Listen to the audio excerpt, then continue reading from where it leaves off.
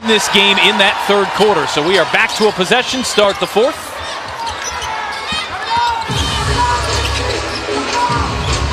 Agbenle, handoff Clark, launches and hits a three.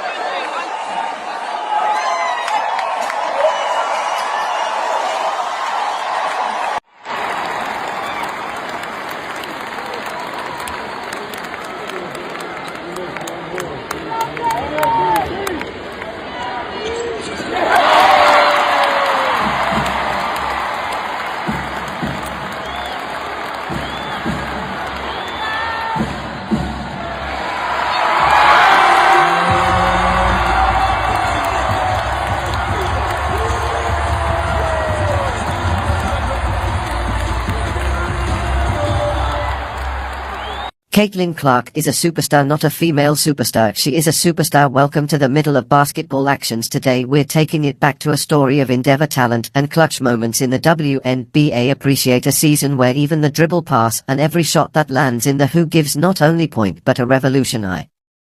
His professional basketball. Nowadays it is hard to find a basketball fan who does not know such names as Caitlin Clark and Joe Wilson. These phenomenal players have so charmed courts and kids and even flooded highlight reels, but their goals are not only their teams' ones. Hear the beast mode against the buzzer-beating shots and how the two players have climbed the ladder to become the kind of player any young and aspiring athlete looks up to when it comes to women's basketball. Regardless of whether you are an addict of the game who has been watching the game for many years or a rookie, you will enjoy following their tactics, their performance and achievements. Are you prepared to watch the game in a brand new way, or rather with a new dimension?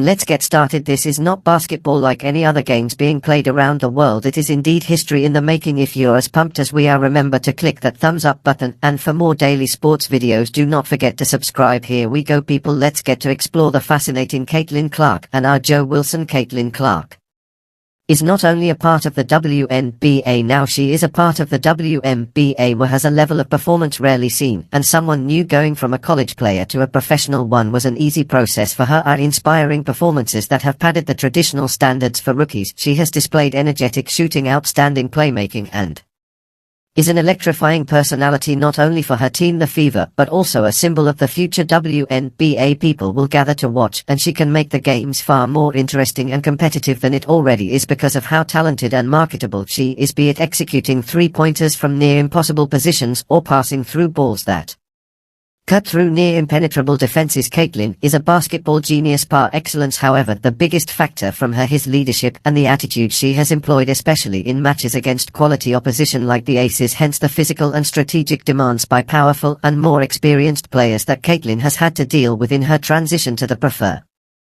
national level has been phenomenal. Thus her game intelligence factors such as ability to read defenses, make decisions within split seconds, and perform when challenged is something that is certainly above her age level. Every game is a learning process for her, and she's on her way to becoming an MVP of basketball and perhaps one of the most decorated legends of women basketball. The match between the Aces and the Fever has easily become one of the factors that are shaping the success of the WNBA this year. On the pitch, the Aces have become the ambitious team with unlimited potential as the powerhouse of the league, while the Fever never tired of living up to that part of them represented by Caitlin Clark, the spear added underdog. Every time these teams come face to face, it is not just a competition, it is war of ideologies, a classic war between the traditional approach and the modern one. In this season it has most of the times been the Aces who have prevailed in the game due to the team's prowess and strength in depth. However, the Fever has much improved their performances especially in such big bully matches. The games that have been played between the Fever and the Aces have always proved to be informative and very valuable to the team because they help the players learn about their potentials and their weaknesses and ways in which they can be more prepared for the next times the two teams meet. It is amazing to analyze the specifics of the tactics such as how the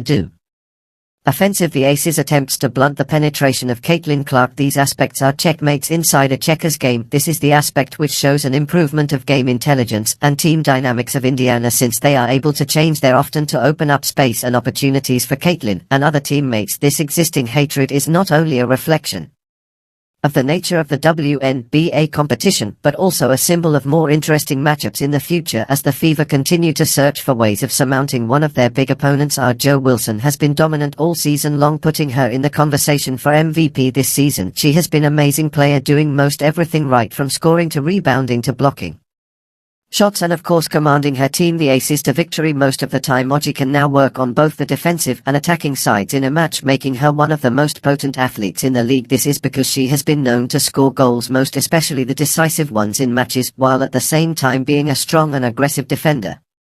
Or to say that our job is simply a player would be the understatement of the year. Her games are the exhibition of athletic ability, mental prowess and determination that can only be offered by one of the most well-rounded basketball players in the WNBA this season. She has scored big and has led her entire team through the difficult games, and thereby she's standing as the leader par excellence. The talk about her as an MVP candidate is supported by some highlights, whether it is a block to win a match, a rebound in a traffic or double team situation, which she has to sink a basket. Despite her stature, in a way, these performances this season do not only inflate her numbers, they alter the results of matches, the position and league table, and serve as evidence of why our job is the central piece of MVP conversation. Every moment of Caitlin Clark this season was thrilling and taught the team and their fans a number of valuable lessons. Opposing team's stiff defensive lineup has challenged her psychology and pushed her to versatility. Many teams have conspired how to limit her impact. This has meant that the best players are assigned to guard her, or complicated plays are drawn up which specifically aim to counter her. Nevertheless, there are certain leaps and Caitlin development which are quite noticeable. She has become wise on how to penetrate through such defenses to make her contribution through the baskets, passes to her teammates when she had tracks the defenders to her side. This ability to come on and create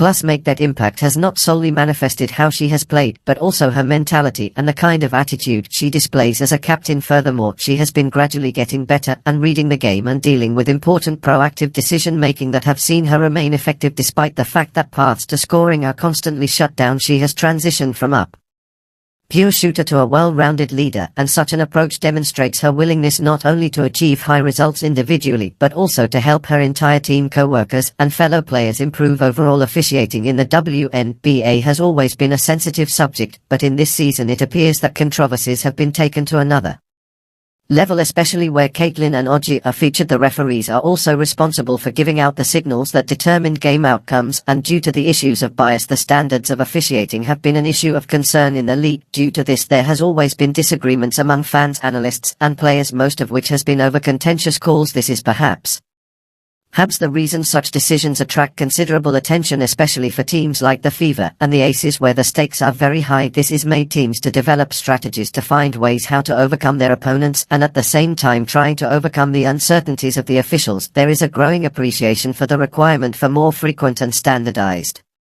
calls and clear review procedures and possibly technology support and decision-making processes. This paper posits that as the league expands, the public base for the enhancement of the fairness and accuracy of the officials is increasing, indicating that there is a need for change and policies that is proportional to the growth in the dynamic nature of the league. The regular season is going to an end, while the playoffs are becoming more apparent. The Fever and the Races are sure to be in the playoffs. The Fever, especially with Caitlin, who was on her way to showing her leadership skills, are developing into a team that is able to be considered as a dark horse now that their chemistry is developing on the floor and their coordination gets better as the games go by. The AC stay the favorites, especially with the JG. With the number of players they still have and the talent that our job brings to the table, the Las Vegas Aces will always be a force to reckon with. Despite this, though, the changes within the Fever instigated by Caitlin and the molting chess masters of the coaching team suggest a positive result in playoffs. There has the possibility of the underdogs creating surprises, and fans are eagerly waiting for the playoff season. Off-field preparations of both teams are intense. In addition to physical trainings, coaches and the teams ensure that both physical and mental readiness of the teams to face each other and playoffs. The playoff is hard for everyone, not only physically but mentally, as